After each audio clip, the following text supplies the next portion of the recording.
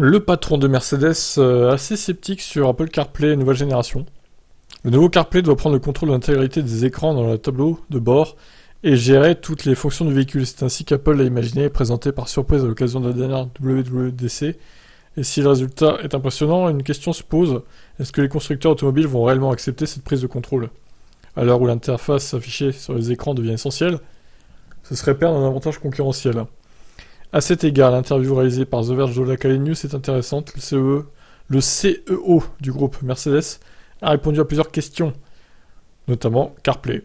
Mercedes faisant partie des constructeurs mis en avant par Apple pendant cette cérémonie de présentation, on pouvait s'attendre à un refus poli d'aborder le sujet, connaissant le goût du secret de la firme de Cupertino. Calenius n'a pas botté en touche toutefois, et quand Nilay Patel lui demande directement s'il compte laisser Apple prendre le contrôle des écrans de sa voiture, sa réponse laisse penser que la vision d'Apple reste à ce stade largement hypothétique. Nous verrons ce que nous ferons avec Apple. On doit en discuter, notre objectif est d'offrir une expérience Mercedes de bout en bout. Une expérience Mercedes de bout en bout, voilà qui semble bien difficile à combiner avec l'idée d'Apple, où l'utilisateur reste en contrôle de l'interface grâce à son iPhone. Plus surprenant encore, le CEO commence par répondre qu'il a regardé cette vidéo. Ce qui laisse entendre qu'il n'avait pas vu le nouveau CarPlay avant sa présentation publique. Le journaliste l'a repéré aussi, car il lui demande juste après s'il était surpris de retrouver le logo de son entreprise sur la diapositive d'Apple. Il répond par la négative, sa justification est pour le moins étrange. Non, pas du tout, parce que nous avons travaillé avec Apple depuis des années.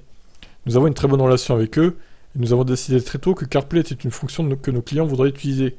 Nous devrons discuter pour voir comment enrichir cette relation. Autant dire que l'arrivée du nouveau CarPlay dans les futurs Mercedes est loin d'être assurée. Le dirigeant du groupe ne ferme pas entièrement la porte à la nouvelle fonction d'Apple, mais à un autre moment de l'interview, il fait part sans détour de son scepticisme à son égard. On cherche à fournir une expérience Mercedes complète, qui est physique et numérique, qui est belle et intuitive. Est-ce que ça veut dire que c'est un environnement fermé? Bien sûr que non.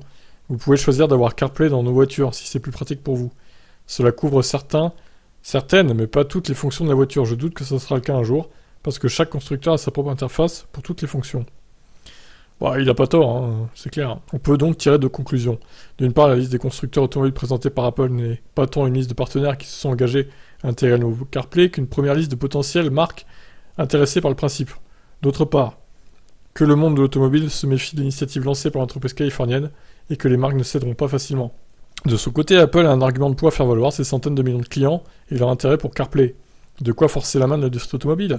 Il faudra attendre fin 2023 et l'annonce des premières voitures avec ce nouveau CarPlay pour avoir un début de réponse.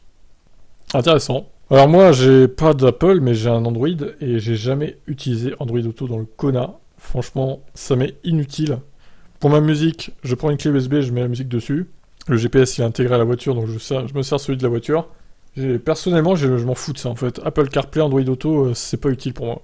Après, je sais qu'il y en a qui aiment bien mettre Spotify et tout, et toutes les Waze ou je ne sais quoi, ou même ChargeMap pour recharger.